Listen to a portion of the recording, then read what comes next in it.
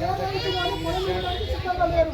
అయితే ఈ జిల్లా సంబంధించినటువంటి చాలా మంది అధికారులు కొంతమందికి అమ్ముడుపోయి రకరకాలైనటువంటి రికార్డు క్రియేట్ చేసి ఈ రోజు మీ కలెక్టర్ కార్యాలయానికి పంపించినారు. అదే కలెక్టర్ మీరు వచ్చారు కనుక ఇక్కడ రిపోర్ట్ తీసుకొని భవిష్యత్తులో మీ కలెక్టర్ గారికి మళ్ళీ చెప్పకపోతే మీరు మీతో పాటు వచ్చిన అందరిపైన కూడా ఈ రాష్ట్ర ప్రభుత్వానికి ఫిర్యాదు చేసి మీ ఉద్యమాన్ని తొలగించడానికి కూడా గ్రామ సభ తీర్మానం చేస్తుంది.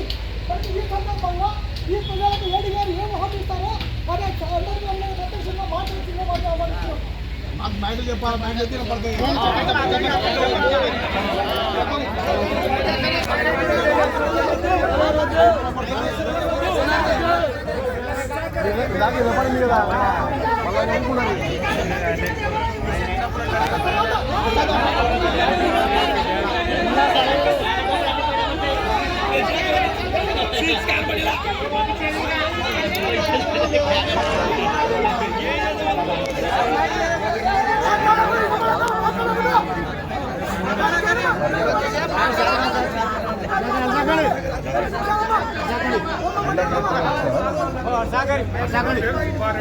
నేను డిప్యూటీ ఇన్స్పెక్టర్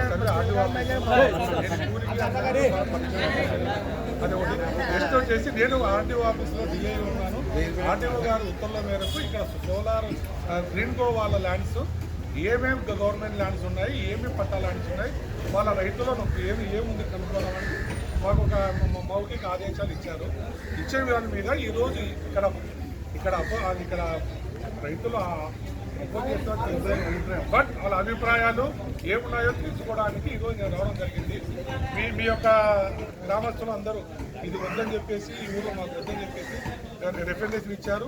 ఇది తీసుకుపోయి మా ఆర్టీఓ ద్వారా జిల్లా కలెక్టర్ గారికి ఈ యొక్క వీడియోలు కానీ ఈ యొక్క పబ్లిక్ చెప్పిన విషయాలు కానీ ఇట్లా ఎవరు దీనికి సమ్మతంగా లేరు అని చెప్పేసి నేను రిటర్న్గా ఆర్టీఓ గారికి కలెక్టర్ గారికి పంపించాను. ఈ సందర్భంగా మిమ్మల్ని మేము కావడం అంటే దీనికంతా ఈ గ్రామంలో కారకులు ఎవరు?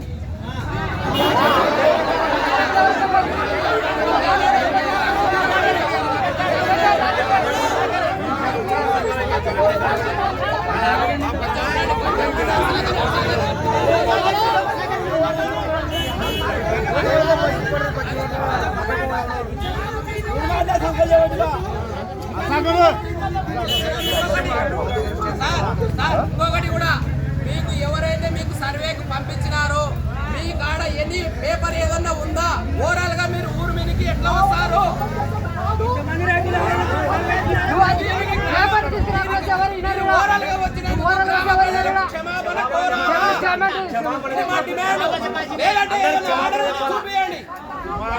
ప్రతి ఒక్కటి మాట్లాడుతున్నాం.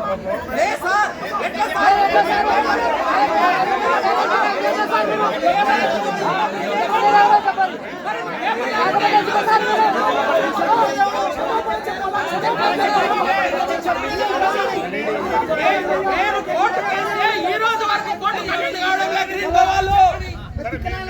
కోర్టు కేస్తే ఈ రోజు వరకు కోర్టు కమిటీ కావడం లేదు. మరి మీరు ఎట్లా వస్తారు?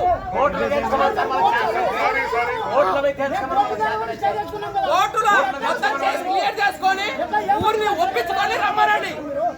ఇష్టాచారంగా వస్తే మాత్రం వదిలిపెట్టే ప్రసక్తే లేదు. ప్రొసీడింగ్ చేయండి. ఆర్టీఓ ప్రొసీడింగ్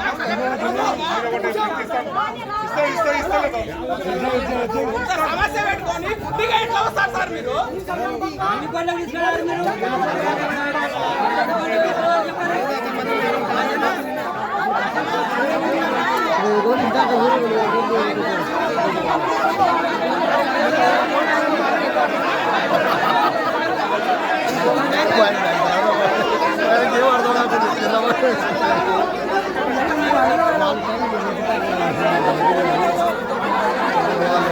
ఒక్కసారి డిస్ట్రిక్ట్ లెవెల్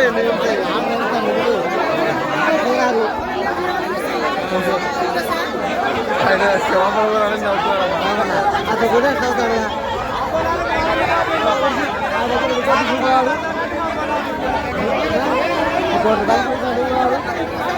క్షమాపణ ఆడికి బిర్యానీ ఇవ్వాలి.